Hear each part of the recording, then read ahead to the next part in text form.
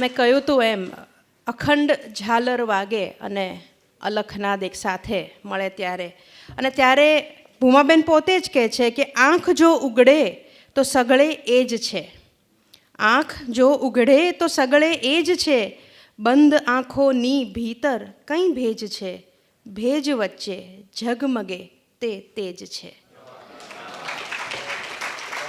હું આદરણીય હેમાબેનને વિનંતી કરું છું કે પ્લીઝ આગળ આવો.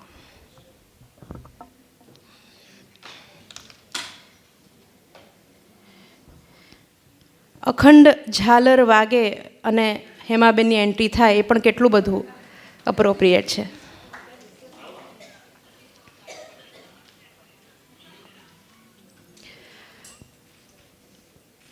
આ અત્યારે જે મેં બહુમુખી પ્રતિભાની વાત કરી ડૉક્ટર ભૂમા વશીની, એમને સૌથી વધારે, અને જે મેં ગર્ભનાળ ને શબ્દનાળની વાત કરી, એ એમને ગર્ભનાળથી જ શબ્દનાળ સાથે જોડનાર એમના માતા, એમણે એક સુંદર મેસેજ, એક પત્ર મોકલ્યો છે.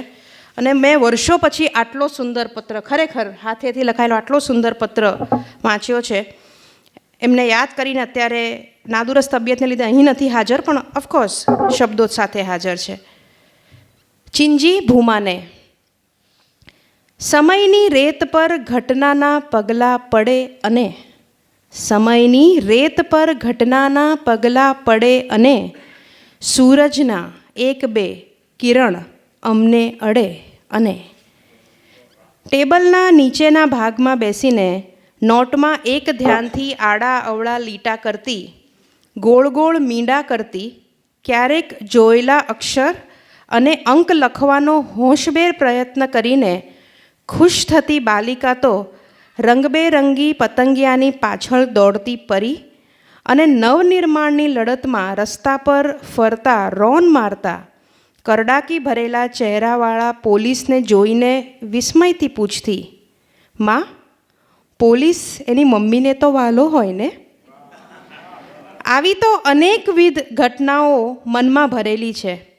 આવા અનેકવિધ ભાવોથી ભરેલી ભૂમા આજે સર્જન પથ પર આગળ વધી કવિતાઓનું આલેખન કરે છે અને અનોખો સ્પર્શ આ સાહિત્ય ક્ષેત્રે પગલી પાડી રહ્યો છે. ત્યારે અત્યંત હર્ષ અનુભવું છું.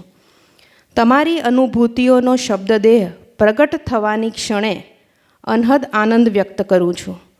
તમારી કલમની ગતિ નિરંતર વહેતી રહે, વધુ તેજસ્વી બને તેવા અંતરના આશીર્વાદ. શક્યતાના બીજ બધાએ એક સાથે વાવી દઉં, શક્યતાના બીજ બધાએ એક સાથે વાવી દઉં ને પછી જોયા કરું કે કોણ એમાં ફૂટશે. વાહ. અને સાથે અહીં ઉપસ્થિત સૌને એમને યાદ અને વંદન મોકલ્યા છે.